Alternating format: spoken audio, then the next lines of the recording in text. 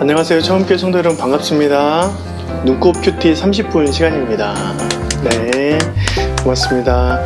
오늘도 하나님께서 여러분 삶에 귀한 말씀으로 인도해 주시고 그 말씀이 여러분들 안에서 실천되어지고 또한 적용되어질 때 놀라운 하나님의 능력과 권능이 임하시길 주님의 이름으로 축원드립니다. 오늘 말씀은 역대하 21장 2절부터 20절 말씀인데요. 여호사밧의 아들 여호람의 이야기가 나옵니다. 여호사밧의 아들, 그것도 장남인 아들이 바로 여호람입니다. 그의 아들들이 많이 있었지만 그가 장남으로서 왕위를 받았다라고 얘기합니다. 그런데 여호람이 신기한 일이 벌어집니다. 본인의 아버지의 길을 따라가지 않고 아합의 길로 갔다라고 얘기합니다. 6절 말씀이죠. 그가 이스라엘 왕들의 길로 행하여 아합의 집과 같이 하였으니 이는 아합의 딸이 그의 아내가 되었습니다. 그가 여호와 보시기에 악을 행하였으나 했습니다. 여러분, 그 여호람의 출신이 남유다인데 그가 이스라엘 왕, 북이스라엘 왕의 아합의 딸과 혼인을 했습니다. 그 혼인 상태에서 아버지의 그 강력한 신앙을 물려받은 것이 아니라 오히려 장인, 계보대로 간 것이죠.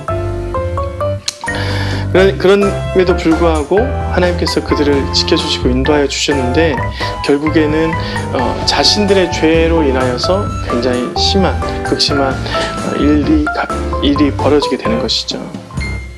첫 번째는 4절 말씀. 여호람이 그의 아버지의 왕국을 다스리게 되어 세력을 얻은 후에 그의 모든 아우들과 이스라엘 방백들 중 몇 사람을 칼로 죽였더라. 첫 번째는 자신이 이 아합의 길로 갔더니 자신의 왕위가 불안하니까 그때부터 모든 아우들을 죽였다. 혈통적으로 자신이 왕위를 받을 유일한 사람입니다. 그런데도 불구하고 그것이 불안하니까 아우들을 다 죽여버립니다. 뿐만 아니라 자기가 음행하고 우상을 섬기는 것들을 방해하는 이스라엘 방백들, 지혜자들을 칼로 죽였다라고 하는 것입니다. 여러분, 참 신기합니다. 자신들의 아버지, 자신들의 신앙이, 가족들의 신앙이 이어가지 않는 것은 참 신기한 일입니다. 왜냐하면 그것은 실은 우리가 본능적으로 인간의 육신 안에 있는 인간은 죄인이기 때문에 그렇습니다. 하나님께서 보호하시고 이들의 문화 가운데 인도하심을 느끼고 그것에 자신이 순종하고 내어 맡겨야지 그것이 내 신앙이 되는데 그저 내가 살아간다면 내 주변에 있는 악이 또한 죄악의 뿌리들이 점점 나를 찾아와서 내 삶의 그런 유혹의 뿌리, 어둠의 뿌리, 악한 세력의 뿌리들을 펼치는 것이죠. 여러분 주의해야 됩니다. 우리 가정이 대대손손 기독교 집안이라고 우리 자녀와 우리가 본인이 스스로 잘 된 것은 아닙니다. 여러분, 정말 하나님께서 우리에게 주실 때는 각자의 믿음대로 되는 것이죠. 그렇기 때문에 여호람이 여호사밧의 그 아버지의 길을 따라가지 않고 오히려 장인, 그러니까 바알 숭배의 그 문화에 젖어서 있었던 것입니다. 그러니까 자신의 가족이었던 모든 아우들도 죽이고 자신에게 올바른 일들을 하는 그런 방백들도 죽이는 것입니다. 두 번째는 자신의 속국이었던 자들이 배반합니다. 에돔과 림나가 배반하였다라고 얘기를 합니다. 8절. 여호람 때에 에돔이 배반하여 유다의 지배하에서 벗어나 자기 위에 왕을 세우므로 여호람이 지휘관들과 모든 병거를 거느리고 출정하였더니 밤에 일어나서 자기를 에워싼 에돔 사람과 그 병거의 지휘관을 쳤다. 림나도 배반하였다.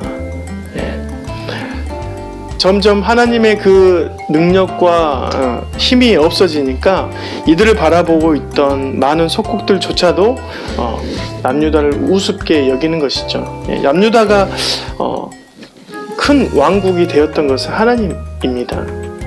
자신의 스스로 된 것이 아닙니다. 여호사밧이 물질이 많고 전쟁에서 승리했던 모든 이유 중에 하나는 하나님께서 모든 전쟁의 주인 되어 주시고 그 전쟁의 속함이 하나님께 있었기 때문입니다. 이후에 블레셋과 아라비아, 이게 주변국들이죠. 그 주변국들도 남유다를 배반하는 모습을 취합니다. 16절부터 나와 있죠. 여호와께서 블레셋 사람들과 구스에서 가까운 아라비아 사람들의 마음을 격동시키사 여호람을 치게 하였다. 맞습니다. 그들의 결과이고 하나님께서 그 결과로, 삶의 결과로 하나님이 너희를 떠나 있다는 것을 확실히 보여주는 사건입니다. 여러분, 하나님께서 우리를 보호하지 않으면 모든 자연의 질서는 우리를 배반할 것입니다. 이거는 삶의 질서입니다. 하나님께서 깔아놓은 하나님의 형상, 성령의 열매들이 있다면 우리는 성령의 삶을 살아가고 하나님의 보호하심의 삶을 살아가지만, 그렇지 않고 죄로 가고 우상을 섬기며 그 가운데 음행과 우리의 욕심과 교만을 사용한다면 그 교만이 결국엔 나에게 돌아와서 죄의 열매가 내 삶의 뿌리에 놓이게 되는 것입니다. 여러분, 그의 말년이 참 불쌍합니다. 19절, 여러 날 후 2년 만에 그의 창자가 그 병으로 말미암아 빠져나오매 그가 심한 병으로 죽으니 백성이 그들의 조상들에게 분향하던 것 같이 그에게 분향하지 아니하였으며, 여호람이 32세에 즉위하고 예루살렘에서 8년 동안 다스리다가 아끼는 자가 없이 세상을 떠났으며 무리가 그를 다윗성에 장사하였으나 열 왕의 묘실에는 두지 아니했다. 굉장히 치욕스러운 삶으로 자신의 삶을 마무리합니다.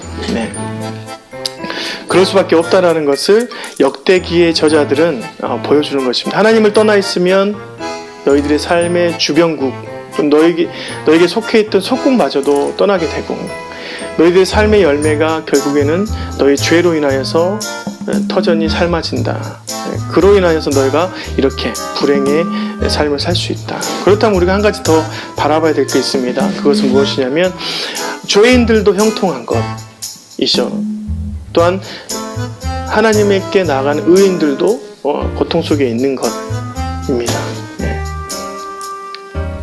여러분, 죄인들이 형통한 것에 대해서 어떻게 생각합니까? 실은 여러분, 죄인들이 형통하거나 의인들이 고통 속에 있다는 것은 하나님 편에서는 아무것도 아닙니다. 실은 하나님께서 도와주시고 인도하시면 하나님의 영광이 자신의 삶의 그런 풍요로움과 조건보다 훨씬 더 크게 느껴지는 것이죠. 하나님의 손길이 임하면 아무리 돈이 적고 고통 속에 있어도 그것은 우리에게 평강입니다.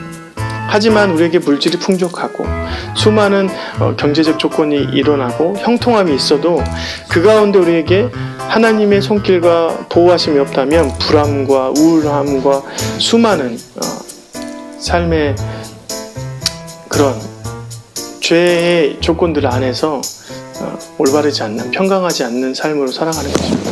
행복의 조건이 무엇입니까? 하나님 안에서 평강을 누리고 그 평강이 이어져서 우리 자녀들에게 이어지고, 뿐만 아니라 내가 죽어서까지 하나님의 그 보좌와 하나님의 구원 안에 있다는 것을 느낄 때 참 평강이 있습니다. 우리 주변에 이 땅에서 있었던 조건들은 실은 의미가 없는 일이죠.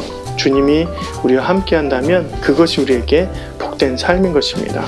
오늘 하루도 여러분의 삶에서 어떤 것을 잡아야 될지 잘 선택하는 길로 갔으면 좋겠습니다. 여호사밧은 잠깐 실수했어도 다윗의 길로 갔었어요. 그런데 여호람은 아버지가 그렇게 다윗의 길로 갔어도 자신의 눈에 좋은 아합의 길로, 악한 길로, 우상의 길로 갔던 것입니다. 그러니 자신의 삶의 마무리에 아무도 그를 아끼는 자 없이 세상을 떠났던 것입니다. 당연하죠. 세상에 죄의 열매로 깔려있는데 누가 그를 아꼈겠습니까? 의미 없는 삶을 살아가는 것이죠. 오직 의미 있는 것은 하나님의 삶으로 성령의 열매로 살아가는 우리의 모습들입니다. 꼭 여러분의 삶에서 이런 성령의 열매로 살아가는 삶을 만들어 가시고 그 안에서 참 평강을 누리는 저와 여러분이 되었으면 좋겠습니다. 눈곱 30분 큐티 여러분들과 함께 했는데요. 내일도 귀한 하루 되었으면 좋겠고 만나도록 하겠습니다. 내일 뵙겠습니다.